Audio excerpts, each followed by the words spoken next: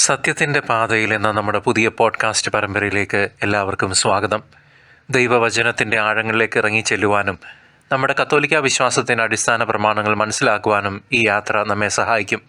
ഈ പരമ്പരയിൽ കത്തോലിക്ക സഭയുടെ വേദോപദേശത്തിൻ്റെ the catechism of the catholic church ഉത്ഭവത്തെക്കുറിച്ചും അതിൻ്റെ ചരിത്രത്തെക്കുറിച്ചും ഏകദേശം ഒരു വർഷം നീണ്ടു നിൽക്കുന്ന 2865 ഖണ്ഡികകൾ 2865 പാരഗ്രാഫ്സ് നാം പഠിക്കും.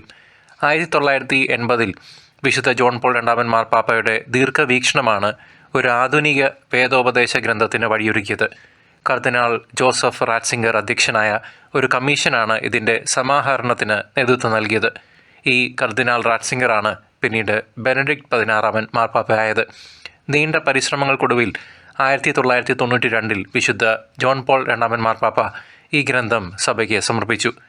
4 പ്രധാന സ്തംഭങ്ങളെ 4 മെയിൻ പില്ലേഴ്സ് അടിസ്ഥാനമാക്കിയുള്ളതാണ് കത്തോലിക്ക വേദോപദേശം.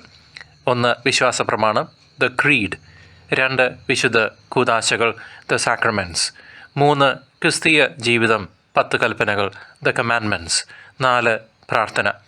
ഈ 4 ഭാഗങ്ങളിലായി 2865 ഖണ്ഡികകളാണ് പാരഗ്രാഫ്സ് ഉള്ളത്. വിശുദ്ധ ഗ്രന്ഥത്തിന് അനുസൃതമായി നമ്മുടെ ജീവിതത്തെ ദൈവത്തിന് പ്രീതികരമായും സഹമനുഷ്യരോട് സ്നേഹത്തോടെയും നയിക്കാൻ ആവശ്യമായ വ്യക്തമായ ദിശാബോധവും മാർഗനിർദ്ദേശങ്ങളും ഈ വേദോപദേശം നമുക്ക് നൽകുന്നു. കത്തോലിക്ക സഭയുടെ വേദോപദേശം നമുക്ക് ഒരുമിച്ച് പഠിക്കാം, നമ്മുടെ വിശ്വാസത്തിൽ ആഴപ്പെടാം, പുതിയൊരു യാത്ര ആരംഭിക്കാം കത്തോലിക്ക മതബോധനത്തിലൂടെ.